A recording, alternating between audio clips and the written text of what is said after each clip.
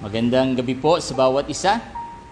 Eksakto na pong alas 7 ng gabi, ngayong Biyernes ng July 16. It's Friday. It's our Bible study. Ako po'y nagagalak at muli po kayong makasama dito sa live stream na ito, hindi lamang para humingi sa Diyos, kundi para mag-aral, para lumalim, at ang gustong gawin ay gawin ang kalooban ng ating Panginoon. Iniimbitahan ko po kayo na saglit po tayong dumako sa Diyos sa maikling panalangin. Amang banal, salamat sa oras ng pag-aaral ng iyong salita. Salamat at kasama ka namin ngayong gabi upang mag-aral ng iyong salita, Panginoon. Bigyan mo ito ng kalakasan sa aming buhay.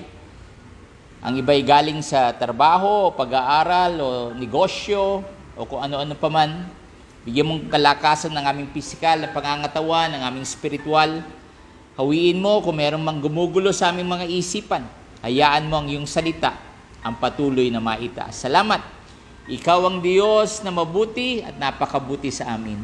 Sa pangalan ni Jesus, na lahat po tayo magsabing, Amen and Amen. Amen. Thank you, Lord. Sige po, kung meron po tayong Biblia, ay iniimbitahan ko po kayo na buksan po ito sa Lumang Tipan, sa libro po ng Awit, Psalms 90. Lord, you have been our dwelling place throughout all generation.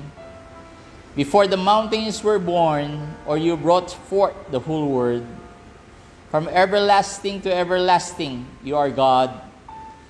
You turn people back to Dash, saying, return to Dash, you mortals. Verse 4, 1,000 years in your sight are like a day that has been gone by, or like a watch in the night. Yet you swipe people away in the sleep that they are like the new grass of the morning. In the morning it spring up new, but evening it is dry and wither. May God bless the reading of His Word. Our topic for this evening is entitled, Teach Us to Number Our Days.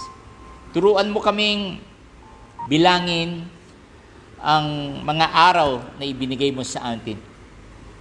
Di po ba? We know kung kailan tayo ipinanganak, kung kailan ang ating birthday, pero hindi natin alam kung kailan tayo mawawala sa mundong ibabaw na ito. Pero ang maganda po sa ating pong topic ngayon, Panginoon, turuan mo kaming bilangin ang mga araw na ipinagkaloob mo sa amin. Hindi nung bilangin ang problema, no. Hindi bilangin ang suliranin.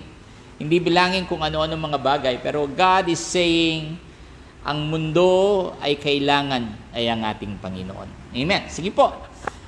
Sabi po sa verse 1, Lord, you have been our dwelling place throughout all generation. Dwelling place, kumbaga sa kublihan, kumbaga sa gera, sa kaguluhan ng mundo, ang pwede nating masilungan o kublihan lamang sa buong henerasyon na ito. Magmula nung nag-umpisa kay Adan hanggang kay Eva hanggang ngayon, ay walang iba kundi ang ating Diyos. Sabi mo nga sa iyong katabi, ang mag-iingat sa atin ay ang Diyos. Sige po, ang mag-iingat sa atin, sino pa man, ay ang ating Panginoon. Ang news ngayon ay sabing, meron na daw nakitaan na variant dito sa atin, sa ating bansa. Mga 11 hanggang 13 yata sa Pilipinas, at hindi naman daw galing sa ibang bansa nung karamihan yon. Pero para bagang nakakatakot, di po ba? Na itong matinding variant na ito ay nandito na. Pero huwag kang mag-alala. Sabi muli ng salita ng Diyos, ang pwedeng magligtas sa atin, ang pwedeng mag-ingat sa atin ay walang iba kundi ang ating Panginoon. Amen. Now in verse 2, before the mountains were born, or you brought forth the whole world, bago po ilikha ang mga bundok, bago mailikha ang buong mundo, ikaw ay Diyos na. From everlasting to everlasting. So, bakit ko lalayuan ng Diyos? Sabi nga ng Bible, you must have to fear God. Kailangan mong matakot sa Diyos. Hindi dahil matakot ka na gumawa ng masama, matakot kang mawala sa Diyos, matakot kang hindi sumunod sa Diyos. Yan ang dapat mong ikatakot. Hindi sinabi ng Biblia matakot ka sa problema. Kundi matakot tayo pag hindi tayo kahabagan ng Diyos, pag hindi tayo tulungan, Pag hindi tayo bantayan ng Panginoon, doon na tayo matakot. Pero sabi po niya dito sa verse 2 na ito, na from everlasting to everlasting, Panginoon, ikaw ay Diyos na namin. Amen. Now, in verse 3, you turn people back to dust, saying, return to dust, you mortals. Madalas ko po sabihin, lalo-lalo na pag may lamay, may patay, na tatlo ang kinocompose ng tao. Ang physical, ang spiritual, at ang spirito. Pag ang tao ay patay, ano na naiwanan? Yung bangkay, yung katawan, yung physical. Ang umalis ay ng spiritual at ang spirito. So, sa madaling salita, kahit araw-araw ka naliligo, ayaw ka masabing mabaho, kahit araw-araw ka nagpapaganda o nagpapapogi, ayaw masabing pangit o nagpapaliit ka nandiyan, ayaw masabing mataba. Itong katawan na ito, sabi po ng verse 3, ay babalik lamang sa alikabok. Dahil doon tayo ginawa, alikabok. Imagine that. Minsan, pinagbastan ko ang alikabok sa bahay. Kahit anong linis mo, maghapon, maglinis ka, pero pag ginawa ka mo muli ng lamesa, ganinin mo, abay may alikabok ulit. Wala pa po ako alam na tindahan na nagbebenta ng alikabok. Sabi ko nga, Lord, walang value ng alikabok. Nandiyan yan sa kapaligiran. Andiyan yan. Pero sabi dito, ang tao ay para lamang alikabok. Kumbaga wala ka value. Bagamat ngayong pandemic, ngayong atin nakikita ang kahalagahan ng buhay, di po ba? Pero doon ka babalik sa alikabok. Sabi niya sa verse 3, Lord, kayang-kaya mong sabihin na bumalik kami sa alikabok. Amen? In verse 4, tingnan po niyo ang Bible niyo. 1,000 years in your sight, 1,000 taon na kasama ka, ay katulad lamang na isang araw, para lamang isang gabi sa kapiling mo. Di po ba? Minsan, yung bata ka, ang nasa isip mo, sana tumanda na ako. Hindi ko magawa lahat kasi bata pa ako. Pero nung tumanda ka na, ano nasa isip mo? Sana bata pa ako. Di po ba? Ganun lang tao. Kung ano nung wala siya, hinahanap niya. Now, ang sabi dito, 1,000 years ay para lamang isang taon sa ating Panginoon. Kaya kaibigan, kababayan, isipin natin, ang Diyos ang may hawak ng ating buhay. Sabihin mo sa katabi mo yan, ang may hawak sa buhay mo ay ang Diyos. Ang Panginoon lamang natin. Now, in verse 5, you swept away in the sleep of death. They are like the new grass of the morning. Parang winawalis mo lamang ang tao sa kanilang paghiga ng may kamatayan para lamang silang mga damo sa umaga. Sabi sa verse 6, in the morning is spring ups anew, but in the evening it is dry and wither. Ano po ang damo? Ang damo, pag umaga daw po, nabubuhay. Ang gaganda niyan, green na green. Damo yan Pero pagdating ng gabi, magiging dry yan at matutuyo yan. Kaya nung kinabukasan, iba na namang damo ang sisibol. Ganun lang po ang buhay, mabilis. Sabi mo nga sa katabi mo, mabilis lang. Mabilis lang ang buhay. Amen. Kaya sabi ng iba, mag-enjoy na tayo. Enjoy. Minsan, ang word ng enjoy nila, nung gawin na nila, nung gusto nilang gawin. Hindi po. Ang sabi ng Biblia, gawin natin yung gusto ng Diyos. Yung gusto ng Diyos na nagpahiram ng buhay. Yun ang dapat nating gawin. Now, in verse 7, Psalms 90 verse 7, we are consumed by your anger and terrified by your indignation. Lord, kung magagalit ka, mauubos mo kami lahat. Now, in verse 8, you have set our iniquities. Ano iniquities? Kasalanan. Before you, inilapit mo ang aming mga kasalanan sa iyo. And our secret sins. Sabi po dito ng word, the secret sins in the light of your presence. Maraming tao, akala mo banal, akala mo totoo. Pero behind it, mayroon secret sin na tinatawag, mayroon tinatawag pong darling sin. Na walang may alam, siya lamang at patuloy niya itong niyayakap. Pero alam yan ng Diyos. Kaibigan, kapatid, habang may panahon pa, mandiri na tayo sa kasalanan. Huwag na nating yakapin, huwag na natin sabihin, wala naman may alam. Kung hindi, ngayon pa lamang, habang may panahon pa, ay sabihin na natin, Panginoon, patawarin mo ako. Panginoon, turuan mo ako maging totoo. May nakakakita o wala. Sapagkat lahat po tayo ay haharap sa Panginoon. Amen. Now in verse 9, in our days pass away under your wrath, we finish our years with a moan. Now, sa ating takbuhin po sa buhay na ito, di po ba? Ang iba'y maaga pa nawala na, ang iba'y nasa gitna pa ng taon. At salamat sa aking wife, yesterday po, 50, wag daw sabihin, siya'y golden girl na po at kami nagpapasalamat sa Panginoon. In spite na ang dami-daming mga pagsubok ng buhay, ang regalo ng buhay, ang regalong pag-iingat, kagalingan, provision ay laging nandyan. Dahil meron po tayong Panginoon na maasa. Now in verse 10, our days may come to 70 years, tingnan nyo, or 80, if our strength endures. Nag-mention siya ng number, ano daw, 70 years or 80. Hindi ko po alam kung ilang taong ka na. Hindi ko po alam kung ano pangarap po. Gusto mo ba bang umabot ng 100 years? I don't know. Ay, ayoko na, pastor. Uugod-ugod na ako yun. Pero habang humihinga pa po tayo, di po ba? Kahit anong sabihin nating hirap ng buhay, pero ayaw naman natin talagang mamatay. Gusto pa rin nating mabuhay kahit anong hirap ang meron sa buhay na ito. Pero ang maganda po dito, ang pinaka nakakalungkot ay mamatay tayo sa buhay na ito na walang Jesucristong nasa ating buhay. Bakit? Sapagkat siya lamang ang pasaporte natin, siya lamang ang visa natin sa langit. Sino po? Ang ating Panginoong Jesucristo. Hindi reliyon natin, hindi sekta mo, hindi mo sinisimbahan mo, kung hindi si pastor mo, hindi si pare, hindi si madre, kung hindi ang pwede lamang na madala natin sa kabilang buhay, sa buhay na walang hanggan, ay ang bisang may tatak na Jesucristo sa ating buhay. Kaya dapat sigurado tayong may Panginoon tayo dito. Now, sabi po dito, for they quickly, sabi dito, for 70 years and 80 years, yet the best of them are but trouble and sorrow.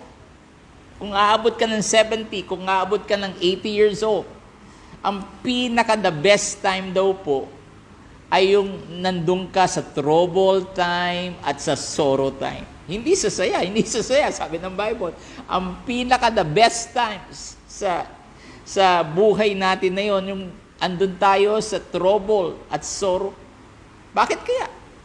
Kasi minsan pag masaya tayo, pag okay ang lahat, para pag Lord, tabi ka muna. Pero pagka medyo inuuga na tayo ng problema, sumisigaw tayo sa langit, Panginoon, tulong. Panginoon, nasan ka? Kaya sabi dito, the best time of our life is during trouble and sorrow. Sabi yan ng verse 10 ng Psalms 90 at sabi rin dito, for they quickly pass and we fly away. Kasi nga po, ang pagsubok, ang problema, they will only quickly pass. Dadaan lang yan. Di ba sabi kahapon, may dalawang bagyong gustong pumasok sa ating bansa. Pero ano ang bagyo? Dumadaan lamang. Wala pa po akong nalamang bagyo na 1 taon sa Pilipinas at hindi na siya umandar. Lahat ng pagsubok ay umaandar lamang. At sabi dito, we will fly away. Hallelujah. Again and again, ang Kristiyano po ay parang mga agila. Ang mga nag-aaral po ng agila, sabi nila, ang pinakagusto po ng agila ay lumilipad tuwing may bagyo. Tuwing makidlat, tuwing malakas ang hangin, malakas ang ulan. Yan ang gustong-gusto daw lumipad ng agila. Kasi when they fly, they will fly over the storm. Wow! Ano ibig sabihin yun? Yung bagyo natin sa buhay, pwede tayong lumipad mas mataas pa sa ating bagyo dahil nandoon ang presensya ng Panginoon. Sabi mo sa katabi mo, ikaw ay agila. Sige, ulitin mo, ikaw ay agila. Ano ibig sabihin? Kakayanin natin humarap sa anumang problema, sa anumang suliranin. Diba? Salamat. Ngayon ay malaya. Pwede na magsimba, at least 30%. Pero ang tanong, hanggang kailan ito? Baka isara, baka lumala ang variant, baka lumala ang ganito, maraming natatakot. Pero sabi ng Diyos, ang panghawakan mo, ang pundasyon mo, hindi yan trabaho mo, pwede yang mawala, hindi yan pera mo sa bangko, mawawala agad yan. Kahit yung mahal mo sa buhay, pwedeng mawala. Pero ang dapat po nating tayuan lamang ay ang mga salita ng ating Panginoon. Amen? Sabi po dito sa verse 11, if only we knew the power of angry, kung malalaman lamang namin, Panginoon, kung paano ka magalit, your wrath, Lord, Panginoon, ay ikatatakot namin. Now, in verse 12, ito po ang ating topic. Teach us to number our days. Lord, turuan mo kami na bilangin ang aming araw. Hindi bilangin ang problema, ha?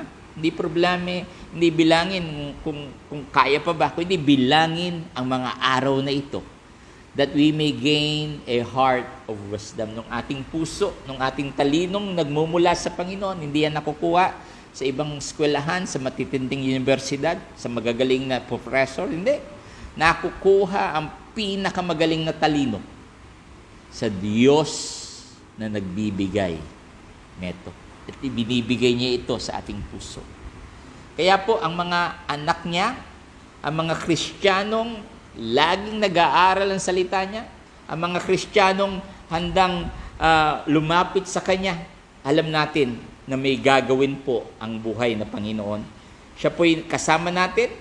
Huwag po tayong matakot sa mga buhay na may hirap. Huwag tayong matakot sa anumang mga karamdaman po. Lagi ko pong sasabihin at paulit-ulit kong sasabihin, hawak ng Diyos ang ating buhay. At paghawak niya ito, ang pag-asa natin ay siya lang. Hallelujah. Minsan, dumadating po talaga ang mga kabigatan. Minsan, may mga prayers na may kaibigan ka o mahal mo sa buhay na imbis na gumaling ay ito'y namamatay pa. Minsan, may idinadalangin kang trabaho, pero hanggang ngayon ay wala pa. Minsan may mga transaction kang gusto mo nang i-shoot. Gusto mo nang, Lord, bigay mo na ito. Pero bakit hanggang ngayon ay wala pa yon? Hawak po ng Diyos ang bawat oras. Especially our life. Pag tinawag na po tayo ng Diyos at sinabi niyang it's time to go home, kahit ano pong gawin nating pag-iingat, pag sinabi na niyang it's time, ang mahalaga po ay handa tayo. Ang mahalaga po ay in-enjoy natin ang buhay na ito, hindi dahil malaki ang ating mga pangarap. Kundi ang pinakapangarap natin ay maging masaya ang Diyos sa ating buhay. That's it. Kung titignan mo lamang ang dahilan ng buhay, yun eh. Ba't ba ako buhay? Para lang ba sa aking mga mahal sa buhay? Para lang bang makita ang aking lahat ng pangarap ay magkatotoo? Marami po tayong pwedeng idahilan kung bakit hanggang ngayon ay buhay tayo. Pero isa lang po ang pwede kong sabihin, buhay po tayo hanggang ngayon dahil meron pang ipinapagawa ang Diyos para sa atin. Kaya kapit lang po. Huwag tayong bumitiw sa ating Panginoon na makapangyarihan sa lahat. Tayo po'y mananalangin. At ang pinakamahalaga po sa panalangin, maniniwala kang may gagawin ng Diyos. Sige po, taas po natin. It is a point of contact. Taas po nyo yung kamay. Huwag kang mahiya. Huwag kang matakot. Lift both hands. If you are in your TV o sa cellphone mo, sa monitor, whatever is that, taas mo. It is a point of contact that we believe na merong gagawin ng Diyos sa ating panalangin. Sige po, tayo po'y manalangin. Amang banal, pagpakikinggan namin ang mga balita, yung isang araw ay pababa ang aming mga nagkakasakit. Pero ang ibang araw ay sasabihin, dumadami na naman. Sabi Panginoon, ngayong araw ay may variant ng matindi sa aming bansa. Pero ang salita mo nagsasabing, hawak ng Diyos ang aming buhay. Lord, huwag mong hayaan na mas matakot kami, huwag mag-alala kami, Huwag mong hayaan yung isipan namin ay ang pinakamalaki takot. Hindi, pananampalataya dapat namin sa iyo. Lord, habang humihinga pa kami, habang may lakas pa kami, habang may kaya pa kaming gawin, hanapin namin kung saan ka malulugod sa aming buhay. Lord, I pray for those people na nangangailangan sa iyo ng kagalingan, ng provision, ng mga bayarin, sa may mga problema sa relasyon, nag-away. Ikaw, O Diyos, ang kaya lamang mag-ayos neto. Sa aming bansang Pilipinas, patuloy naming idinadalangin ng aming mga leaders ng aming bansa. Sa medikal, sa militar, sa pulis, sa aming mga politicians, Panginoon, especially, Lord, next year ay ang aming eleksyon. Lord, ayaw po namin ang mangunay kalooban ng tao, kundi ang mangunay kalooban mo sa aming buhay. Sa lahat, Panginoon, ng nagtatrabaho, naghahanap ng trabaho, may negosyo, may transaksyon, sa mga nag-aaral, sa mga tuition fee, you will provide. Simpleng sakit, sipon o ubo, o malalang sakit, cancer o COVID-19, ikaw, O Diyos, ang nagpapagaling. Panginoon, ang iba'y pagod na, ang iba'y ang kanilang isipan ay baksak na.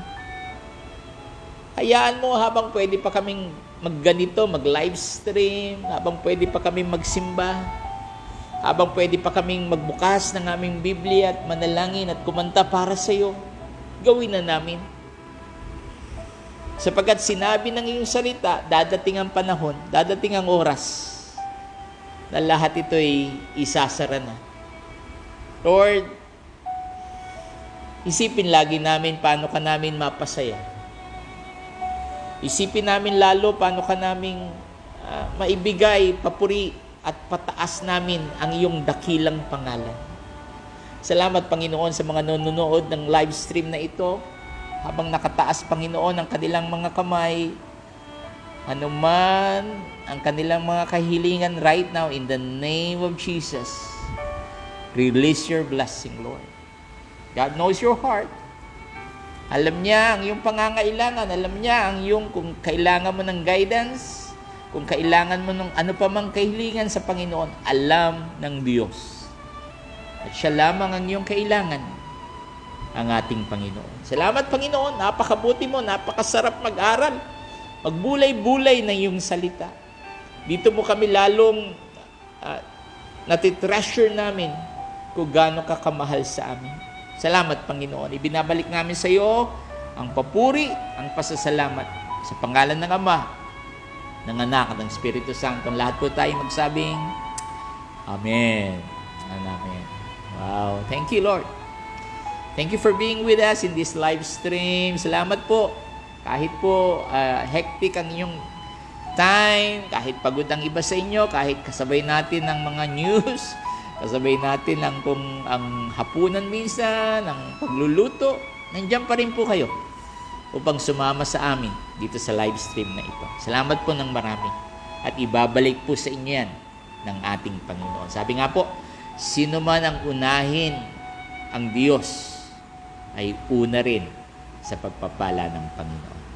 Again, I'm Pastor James Lagasca and you are watching the live stream of Life of Life Phosphor Church.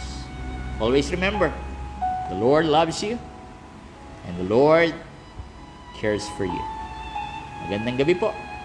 Sweet dreams. Mamaya hanggang ating pagtulog, kasama natin ang Panginoon. Hanggang bukas, mabuti at napakabuti po ang Panginoon. God bless. Bye-bye po.